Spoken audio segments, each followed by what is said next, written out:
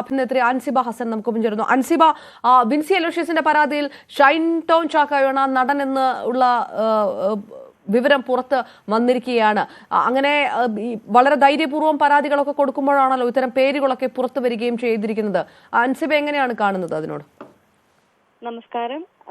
ഒന്നാമത്തെ കാര്യം, നമുക്ക് പരാതി നൽകിയിരിക്കുന്ന നമ്മുടെ സഹോദരി, നമ്മുടെ സുഹൃത്ത് വിൻസി ആർക്കെതിരെയാണോ പരാതി നൽകിയിട്ടുള്ളത് അതിപ്പോ പബ്ലിഷ് ചെയ്യേണ്ട എന്നുള്ള രീതിയിലാണ് നമ്മുടെ അടുത്ത് സംസാരിച്ചിട്ടുള്ളത്. അപ്പൊ അതുകൊണ്ട് നമ്മൾ ആ വ്യക്തിയുടെ പേര് പറയുന്നില്ല. ആരോപണ വിധേയനായിട്ടുള്ള ആളുടെ അടുത്ത് ഇതിന്റെ കാരണം തേടി അദ്ദേഹത്തിന് പറയാനുള്ള കാര്യങ്ങൾ കൂടെ നമ്മൾ കേൾക്കുന്നതായിരിക്കും.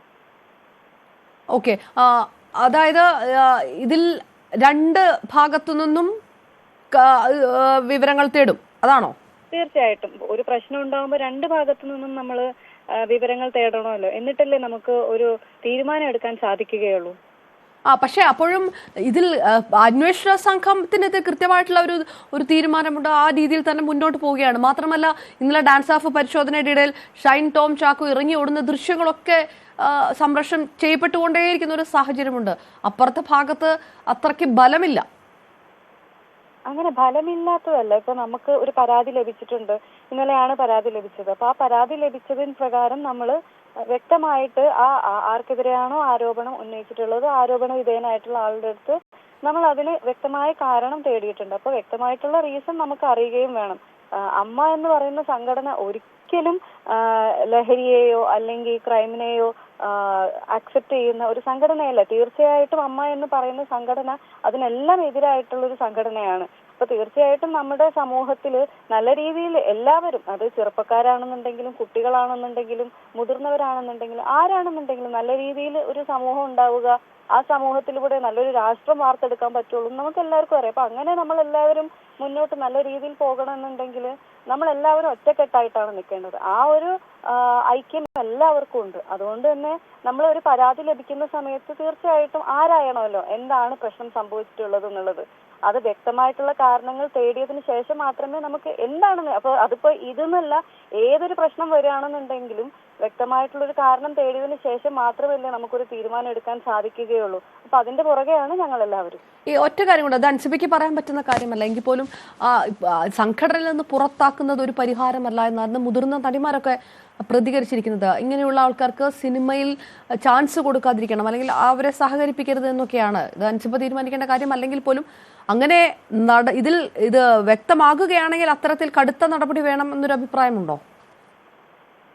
തീരുമാനങ്ങൾ എല്ലാവരും ചേർന്നിട്ട് എടുക്കേണ്ടതാണ്. ഇപ്പൊ ഞാൻ എന്റെ മാത്രം ഒരു അഭിപ്രായം ആയിരിക്കില്ലല്ലോ. ഇപ്പൊ നേരത്തെ സൂചിപ്പിച്ചതുപോലെ എന്റെ മാത്രം ഒരു അഭിപ്രായമല്ല എടുക്കുക. ഒരു മെജോറിറ്റിക്ക് ഒരു തീരുമാനം ഉണ്ടായിരിക്കുമല്ലോ നമ്മൾ എന്താണ് ചെയ്യേണ്ടത്. ഇപ്പൊ എന്തെങ്കിലും ഒരു പ്രശ്നം ഉണ്ടെന്നുണ്ടെങ്കിൽ ഒരാളെ നമ്മൾ പൂർണ്ണമായും അവഗണിക്കുകയാണോ വേണ്ടത്, അല്ലെങ്കിൽ അവഗണിക്കാതെ നന്മയുടെ പാതയിലേക്ക് തിരിച്ചു കൊണ്ടുവരാൻ ശ്രമിക്കുകയാണോ വേണ്ടത് എന്നുള്ളതൊരു വലിയ ചോദ്യമല്ലേ. അപ്പോൾ നമുക്ക് ഒരാളെ അല്ലെങ്കിൽ നമുക്ക് ഒരുപാട് പേരെ മാറ്റാൻ സാധിക്കുമെങ്കിൽ, നല്ല നന്മയുടെ പാതയിലേക്ക് കൊണ്ടുവരാൻ പറ്റുമെങ്കിൽ നമ്മൾ ചെയ്യുന്ന ഏറ്റവും വലിയ നന്മ അതാണെന്നാണ് ഞാൻ വിശ്വസിക്കുന്നത്. നന്ദി.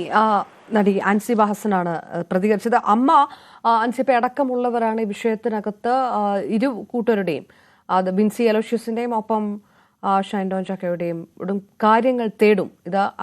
ഈ മൂന്നംഗ സമിതിയാണ് അന്വേഷിക്കുന്നത്.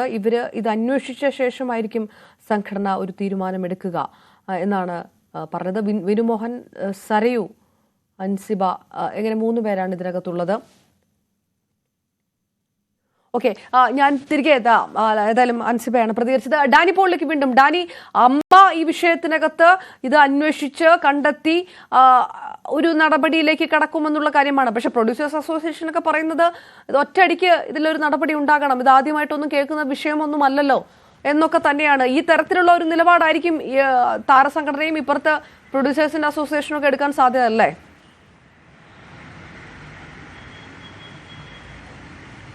ഏതാണ്ട് അങ്ങനെ തന്നെയാണ്. കാരണം ഇവർക്കിടയിൽ വലിയ പ്രകടമായ അഭിപ്രായ വ്യത്യാസമുണ്ടെന്ന് വരിക, എന്നാൽ അതിനകത്ത് വലിയ രീതിയിലുള്ള ചർച്ചകളും ഒത്തുതീർപ്പ് ധാരണകളൊക്കെ എല്ലാം നടത്തി പോകുന്നവരാണ്. കാരണം ഇതൊരു ഇൻഡസ്ട്രിയുടെ ഒരു ഭാഗം തന്നെയാണ്. പലപ്പോഴും നമ്മളെ ഈ താരസംഘടനയും നിർമ്മാതാക്കൾ, ഫിലിം ചേംബർ, ഇവരൊക്കെ ഭിന്നമായ ശബ്ദങ്ങൾ കേൾപ്പിക്കുന്നു, വലിയ സമരത്തിലേക്ക് പോകുന്നു എന്നെല്ലാം പറയുമ്പോൾ അത് കൃത്യമായൊരു ഇടപെടൽ നടത്തി അതെല്ലാം ഒരുമിച്ച് കൊണ്ടുപോകുന്ന, കാരണം ഇവർക്ക് ഒരുമിച്ച് നിന്നേ പറ്റുമെന്ന് നല്ല ബോധ്യമുള്ള ആളുകളാണ് അതിനകത്തുള്ളത്.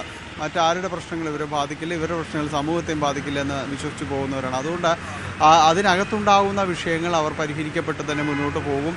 ഇതിനകത്ത് ഇപ്പോൾ ഈ ഷൈൻ ടോം ചാക്കോയ്ക്കെതിരെ എന്ത് നടപടി സിനിമാ സംഘടനകൾ സ്വീകരിക്കും പറയുമ്പോൾ സിനിമാ ലോകത്ത് നിന്ന് ഇതുവരെ വന്ന പ്രതികരണങ്ങൾ നമുക്കറിയാം. കാരണം വലിയ രീതിയിലുള്ള ഒരു പ്രതികരണത്തിലേക്കോ അല്ലെങ്കിൽ വലിയ രീതിയിലുള്ള പ്രതീക്ഷകൾ അവർ വെച്ച് പുലർത്തുന്നില്ല. എന്താണ് നടപടികൾ ഉണ്ടാകുന്നത് എന്നത് സംബന്ധിച്ച്.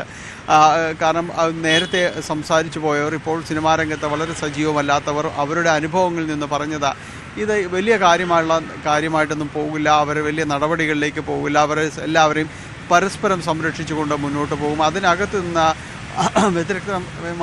വ്യത്യസ്തമായി വേറെ ഏതെങ്കിലും ശബ്ദമുണ്ടാകുകയാണെങ്കിൽ അവരെ ഒറ്റപ്പെട്ടു പോകുന്നൊരവസ്ഥയാണുള്ളത്. അതുകൊണ്ട് തന്നെ വിൻസിയും ഒറ്റപ്പെടാനുള്ളൊരു സാധ്യത തന്നെയാണ് ഉള്ളതെന്ന് തന്നെയാണ് അതിനകത്തുനിന്നുണ്ടായ അഭിപ്രായങ്ങളായിട്ട് നമുക്ക് കാണാനായിട്ട് സാധിക്കുന്നത്.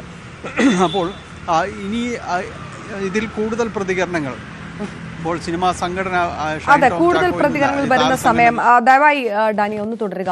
സംവിധായകൻ ബൈജു കൊട്ടാരക്കര നമുക്കൊപ്പം ചേർന്നു. ശ്രീ ബൈജു കൊട്ടാരക്കര, പല തവണ ഈ വിഷയങ്ങളൊക്കെ നമ്മൾ ചർച്ച ചെയ്താണെങ്കിലും ഇപ്പോൾ അമ്മ എടുത്തിരിക്കുന്ന തീരുമാനമാണ് പ്രധാനം. അമ്മ ഒരു 3 അംഗ സമിതിയെ നിയോഗിച്ചിരിക്കുന്നു. ഈ സമിതി ഇരുവശത്തും അന്വേഷിച്ച് കാര്യങ്ങൾ അറിഞ്ഞ് ഇതിൽ നടപടിയെടുക്കുമെന്നൊക്കെയാണ് പറയുന്നത്. പ്രൊഡ്യൂസേഴ്സ് അസോസിയേഷനൊക്കെ വെട്ടൊന്ന് മുറിരണ്ട് എന്ന രീതിയിലേക്കൊക്കെ തീരുമാനമെടുക്കേണ്ട എന്നൊക്കെ ചോദിക്കുന്ന ഒരു സാഹചര്യമുണ്ട്. അമ്മയുടെ നിലപാടിനെ എങ്ങനെ കാണുന്നു? അപർണ, അത് വെറും തട്ടിപ്പാണ്. തട്ടിപ്പെന്ന് പറഞ്ഞാൽ ഞാൻ പറഞ്ഞില്ല, ഇത് ഈ പറയുന്ന ആരോപണ വിധേയരായവരല്ല, ഇവർക്കെല്ലാം തെളിവ് സഹിതം മുമ്പിൽ കിടക്കുകയാണ്. പിന്നെ ഇവർ എന്തോന്ന് സമിതി? ഇവിടെ ഹേമ കമ്മിറ്റി ഉണ്ടായിട്ട് ഇവിടെ സിനിമയിലൊന്നും നടന്നില്ല. ഹേമ കമ്മിറ്റിയുടെ റിപ്പോർട്ട് ഇപ്പോഴും 4-5 വർഷമായിട്ട് പൂർത്തീകരിച്ചിരിക്കുക. അപ്പോഴാണ് അമ്മയിൽ 3 അംഗ സമിതി ഉണ്ടാക്കുന്നത്. ആരാ അന്വേഷിക്കുന്നത്? ചിലപ്പോൾ ഈ ഗ്രൂപ്പിൽപ്പെട്ട ആരെങ്കിലും തന്നെ ആയിരിക്കും പിടിച്ച സമിതിയിലൂടെ ആക്കുന്നത്. അതോടൊപ്പം നന്നായിരുന്നു. വേണമെങ്കിൽ ഷൈൻ ടോം ചാക്കോ സമിതിയുടെ സെക്രട്ടറി ആക്കാമായിരുന്നു.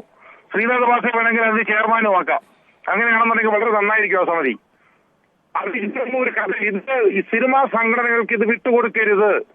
ഇത് പോലീസും എക്സൈസും തമ്മിൽ കൈകാര്യം ചെയ്യേണ്ട കാര്യങ്ങൾ തന്നെയാണ്. ഞാൻ ഇന്ന് രാവിലെ തന്നെ ന്യൂസ് 18 പറഞ്ഞതുപോലെ ഇത് പോലീസും എക്സൈസും കൈകാര്യം ചെയ്യണം. സർക്കാർ ഇതിനെതിരെ വളരെ ശക്തമായി നടപടിയെടുക്കണം. അല്ലാതെ അമ്മയുടെ 3 അംഗ സമിതിയോ ചൊക്കയുടെ 2 അംഗ സമിതിയോ മാറ്റയുടെ 1 അംഗ സമിതിയോ ഒന്നും അല്ല ഇത് അന്വേഷിക്കേണ്ടത്. ഇത് അന്വേഷിക്കേണ്ടത് എക്സൈസുകാർ തന്നെയാണ്. ഇന്നലെ വൈകുന്നേരം ഷൈൻ ടോം ചാക്കോയുടെ റൂമിലേക്ക് പോലീസുകാരെന്ന് കയറിയപ്പോ ഷൈൻ ടോം ചാക്കോ ഇന്നലെ ജനലിയാടി ഓടിപ്പോയത്. എടാ ഏതൊക്കെ അല്ലെ എക്സൈസുകാർ ചെന്നപ്പോ ഈ പിന്നെ പോക്കറ്റ് കിണവില്ലാത്തവരെ ഇറങ്ങി ഓടുവോ? അപ്പൊ അവന്റെ കയ്യിൽ ഉണ്ടാവണം. അവന്റെ കയ്യിൽ എന്തെങ്കിലും ഈ മയക്കുമരുന്ന് അവന്റെ കയ്യിൽ ഉണ്ടാവും. ഉണ്ടെങ്കിൽ അതുമായിട്ട് ഇറങ്ങി ഓടിയത്. ഈ സംഘടനകൾ ചെയ്യേണ്ടതൊന്നുമല്ല. ഇതേപോലുള്ള ഈ തലതിരിഞ്ഞവന്മാരെ ഒരു കാരണവശാലും ഒരു സിനിമയിലും അഭിനയിപ്പിക്കരുത്. പ്രൊഡ്യൂസേഴ്സ് അസോസിയേഷനും ചേംബറും എടുക്കേണ്ട തീരുമാനം തീർച്ചയായിട്ടും ഇവരുടെ സിനിമകൾ വിതരണം ചെയ്യുകയോ തിയേറ്ററിൽ എടുക്കാതിരിക്കുകയോ ചെയ്യണം. അപ്പോൾ അത് നിന്നോളും. പക്ഷേ ശ്രീ ബൈജു കൊട്ടാരക്കര, അതല്ല സംഭവിക്കാറ്. ഇപ്പോഴിറങ്ങിയ ഏറ്റവും പുതിയ സൂപ്പർ താര ചിത്രത്തിൽ പോലും വളരെ പ്രധാനപ്പെട്ട റോളുള്ള ഒരാളാണ് ഷൈൻ ടോം ചാക്കോ. ഞാൻ ചോദിക്കട്ടെ, ഇപ്പൊ പിന്നെ മുഖ്യമന്ത്രി ആയാലും തെറ്റ് കാണിച്ചാൽ എന്തിനാ പ്രതിപക്ഷ ബഹളമുണ്ടാക്കി നല്ല ഇറക്കി വിടുന്നത്? എന്തിനാണ് രാജിവെപ്പിക്കുന്നത്? എന്തിനാണ്? അതിൽ കൂടുതലാണോ സിനിമയിൽ അഭിനയിച്ചു വരുന്നത്? ഇവിടെ ആർട്ടിസ്റ്റുകൾ ഇഷ്ടംപോലുണ്ട്. ഒരു ഷൈൻ ടോം ചാക്കോ പോയാൽ 100 ഷൈൻ ടോം ചാക്കോ വരും എന്ന് പറഞ്ഞ് കഞ്ചാവ് പിന്നെ വലിക്കുന്നവനെയും പെണ്ണ് പിടിക്കുന്നവനെയും അല്ല സിനിമയിൽ വെച്ച് വാഴിക്കേണ്ടത്. ഓക്കെ, ഒറ്റ സെക്കൻഡ് ശ്രീ ബൈജു കൊട്ടാരക്കര, ഒറ്റ സെക്കൻഡ് താങ്കൾ ഒന്ന് തുടരണേ. നമുക്ക് കൂടുതൽ കാര്യങ്ങളിലേക്ക് കടക്കുന്നു. നടി സ്വാസികയും നമുക്ക് വെച്ചിരുന്നു. നടി സ്വാസിക